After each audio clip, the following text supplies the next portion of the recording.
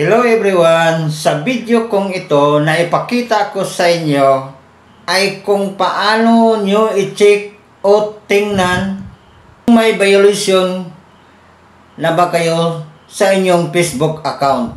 Ang gusto kasi natin ay kumita sa Facebook sa pamamagitan ng pagre-reels o long form video.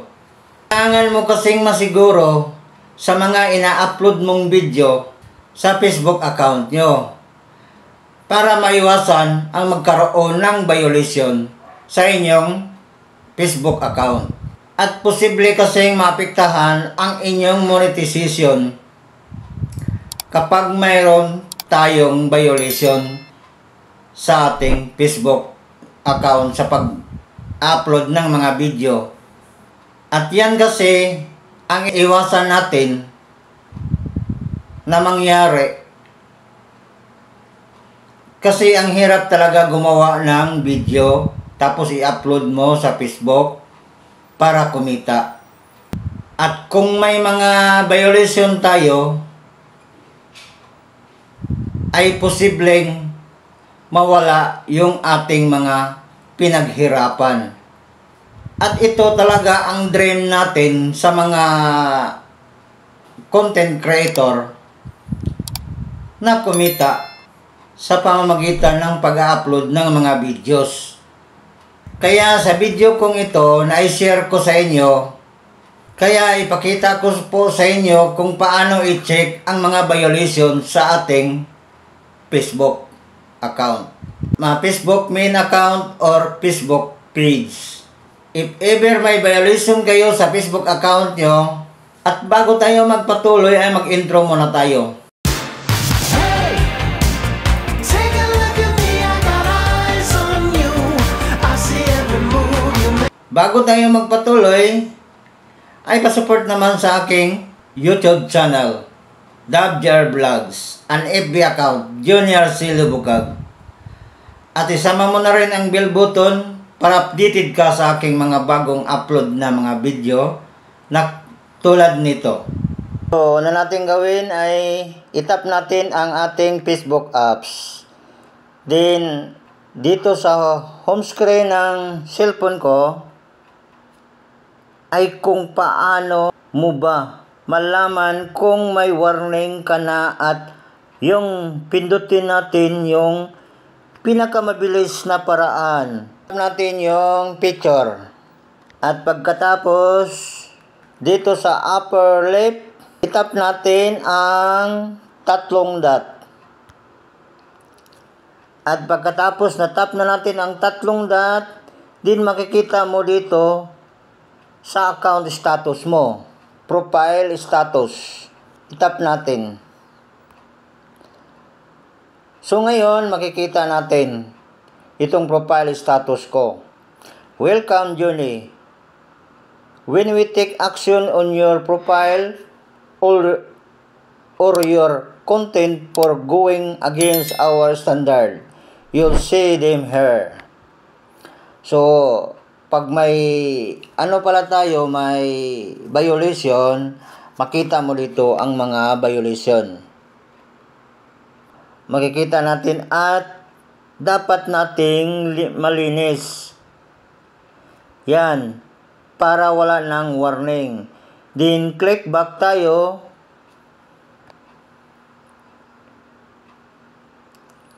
Then, i-check natin kung paano mo ba malalaman kung mayroon ka talagang warning or alert na nagkaroon ka na talaga ng copyright or copyright violation. So, unahin natin sa page mo. So, ang sunod natin gagawin ay back muna tayo. Then, itap natin yung profile page natin. At dito makikita natin yung profile status natin sa ating Facebook account. Community standard violation. If content or a page goes against our community standard, it can put the page at rest for restriction. So, Good news, no violation to show. Makikita nyo, walang violation to show. Pag may violation, makalagay dito, may violation. At saka, yung profile natin, page is recommendable. Eligible to monetization. Ngayon, open na natin ang FB page. Scroll tayo pataas. Then, itap natin ang help and support. Pagkatapos, natap natin ang help and support, then itap natin ang support inbox. At pagkatapos, dito na tayo sa loob ng support inbox, may dalawa ditong reports. Una, reports about others. Pangalawa, your alerts. Ang itap natin muna itong reports para makita natin kung may ni-reports ba tayo or ni-reports tayo ng iba. Nakalagay dito, no reports about others. Back natin. At yung pangalawa, itap natin yung your alerts. At dito mo makita pag may violation tayo. Ngayon, ang dami pala ng violation nito na page ko. Kaya, ang gawin natin ay i-delete na lang natin ito. See details. There are changes to your video. Continue. Itap natin. Mapagpilian natin dito, how does copyright works? Una, in mass location, copyright is a legal right that protects against original works of authorship. Yung pangalawa, copyright owner have certain right under the law, including the copyright to stop other from copyright or distributing their works or creating new works from. Ang pangatlo, under our community standard. Itap natin ang continue. Itap din natin ang continue. At dito ngayon, mamimili tayo. Para wala nang daming chichiburutsi, ang gawin natin ay remove na natin ang video. Para wala nang daming gagawin natin. Kasi itap ko na yung remove video. Ngayon, video deleted. The video will be removed from the Facebook, including anywhere it was shared. Itap natin ang delete. Ngayon, your video was removed. This issue is resolved and no further action is needed. Itap natin ang close. Ngayon, wala na yon. Ganun lang kadali. Punta na tayo sa ating Facebook. At ngayon, itap natin ang profile o treeline.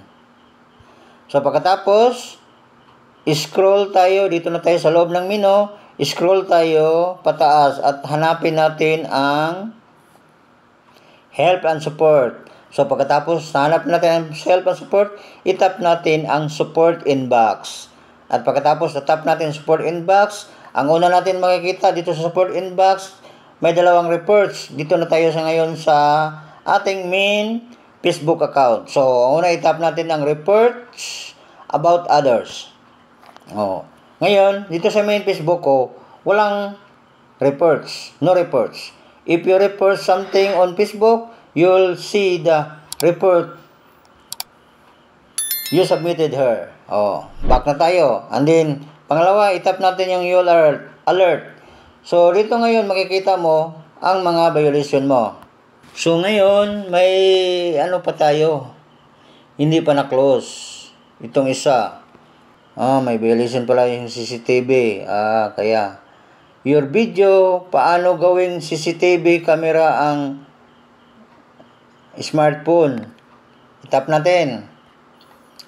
So, ngayon, add revenue with music right owner. Itap natin na nakalagay dito. You are only sharing ad revenue on this video.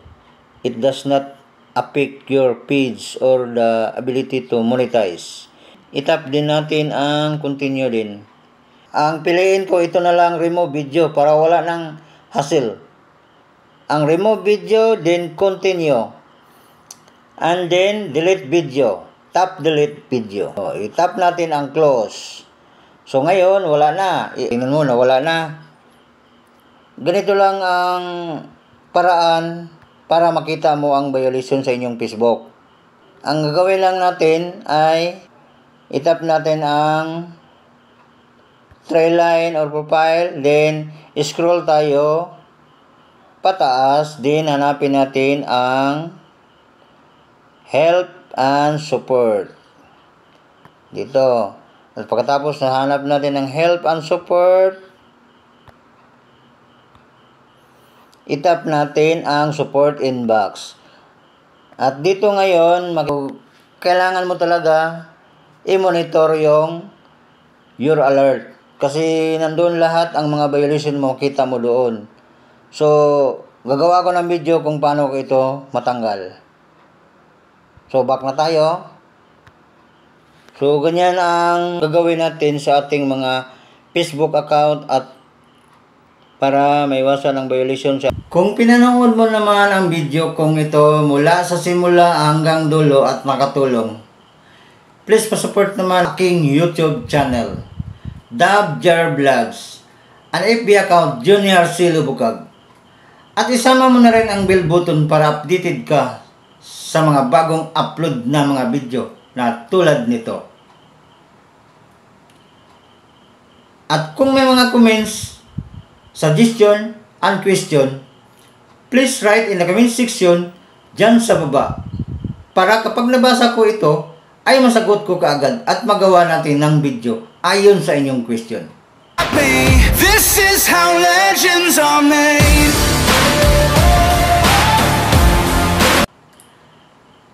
Maraming salamat sa inyong lahat.